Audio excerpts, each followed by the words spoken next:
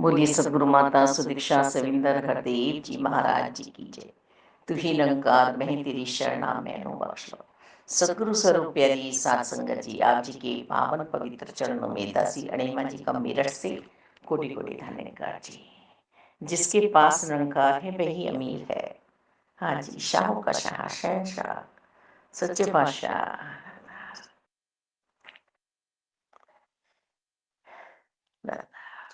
क्या कहने, भरपूर खलाओं में तुम देखो फैला है जो ये निरंकार। समय के स्वामी ने बतलाया नाम इसी का है निरंकार। जिसके पास निरंकार प्रभु परमात्मा है वही तो अमीर है। यही इस शरीर रूपी ब्रह्मांड में समाये हुए हैं, यही शरीर के बाहर है। आज कवच है इनका।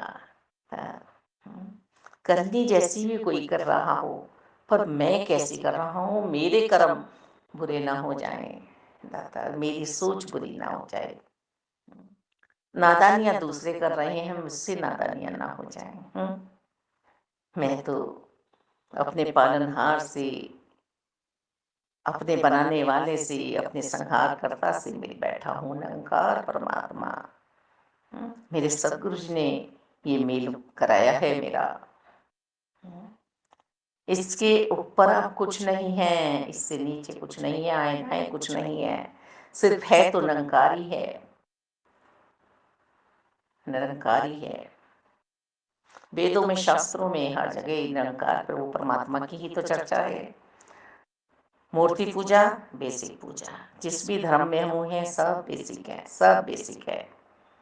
हम जब सीढ़ियाँ चढ़ते हैं कर्मों की तो हम मंजिल पे पहुंचते हैं। सदगुरु जी ने हमें मंजिल पे पहुंचाया है। आज हम भौतिकता की दौलत को छोड़ के इस नाम रूपी धन का इस्तेमाल करें अपने जीवन में। तू ही निरंकार मैं ही तेरी शरणा मैनू बख्श लो। माता शबरी जी बड़े ही श्रद्धा भाव से झूठे बेर प्रभु को खिला रही हैं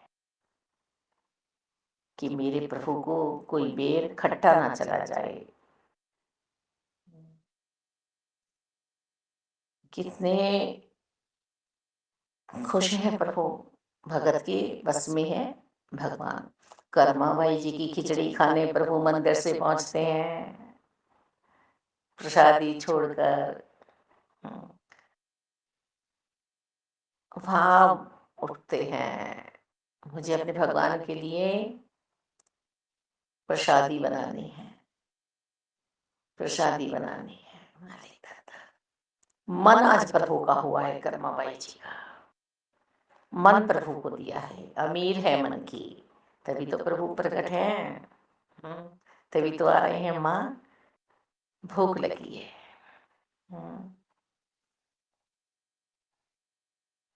मुक्ताबाई ने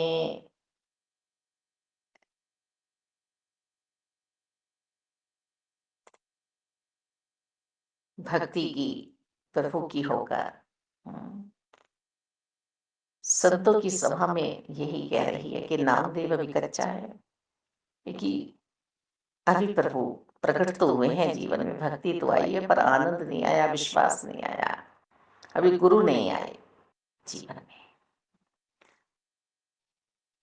जब साकार सदगुरु जी आ जाए, संत प्यारे आ जाए, तो हमारा जीवन फिर दरिद्रता वाला नहीं रहता है। और दरिद्रता है जहां पर कले कलेश है, बुरे भाव हैं, विचार हैं बुरे, किसी का आदर नहीं है, सत्कार नहीं है, तो वहां पर दरिद्रता रहती है। अमीरी गरीबी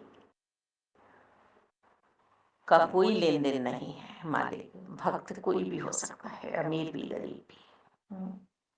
दरिद्रता पास नहीं आनी चाहिए घर में, और घट में सफाई रहनी चाहिए, स्वच्छता रहनी चाहिए।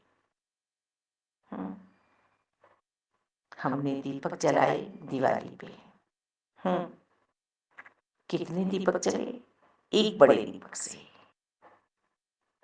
है ना। हम मूर्ख तो नहीं है ना, कि हमने एक बड़ा दीपक जला लिया, फिर माचिस की तिल्लियों से दीपक जला रहे हैं।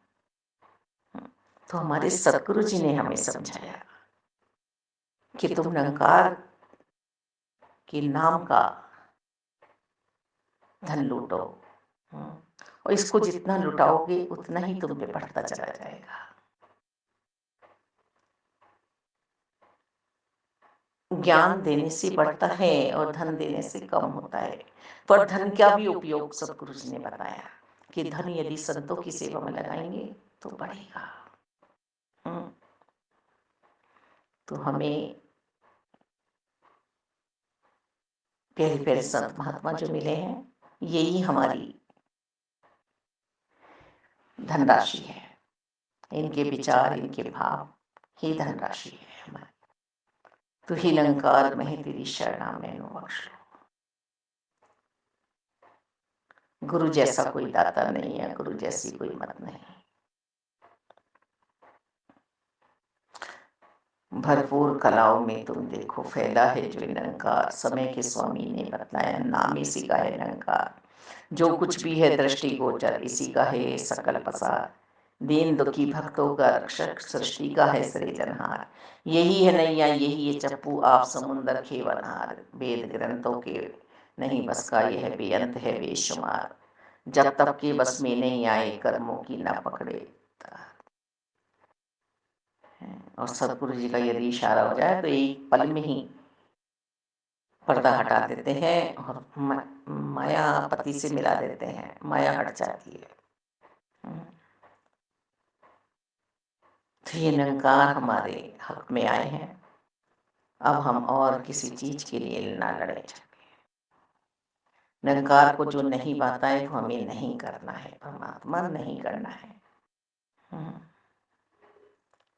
विदुराइन जी के मन के भाव परमात्मा को खींच लाए। खींच लाए ना।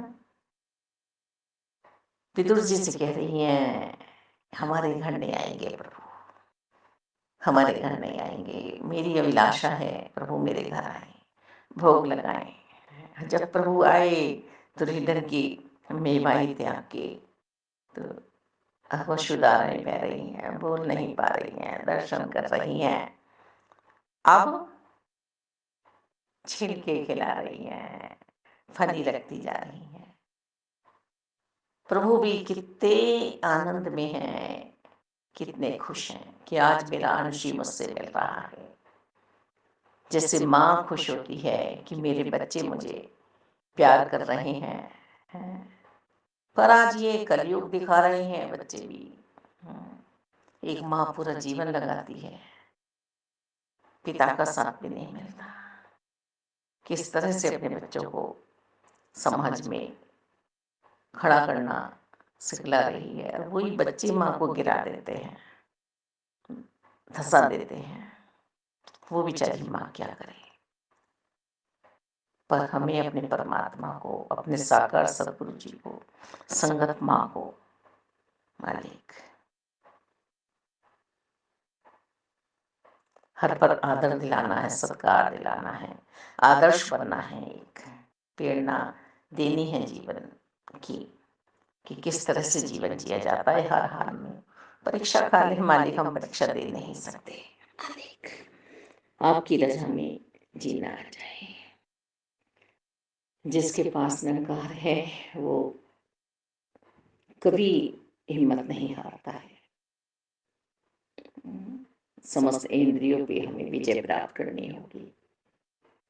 मोह के गड्ढे से हमें संभल के निकलना होगा, क्योंकि मोह में तो हर व्यक्ति फंसा हुआ है, दासी भी फंसी हुई है। निकाल के ले जाना है इस मोह से अपने आप को। मालिक बहुत रुला रहे हैं ये संसार के रिश्ते।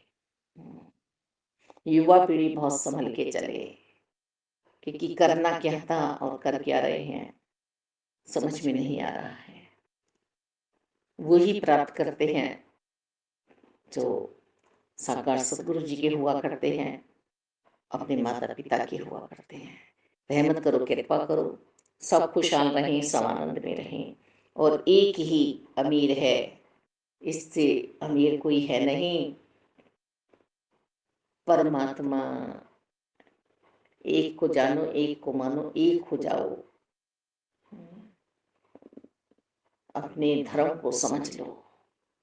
जो धर्म को समझता है उसके कर्म कभी बिगड़ नहीं सकते। और कर्मवान जो बना है वो मालिक किसी पे अपनी कमजोरी जाहिर नहीं कर सकता, यानी कि क्रोध। क्रोधी कौन होगा? रिश्तों की शर्म किसे नहीं होगी?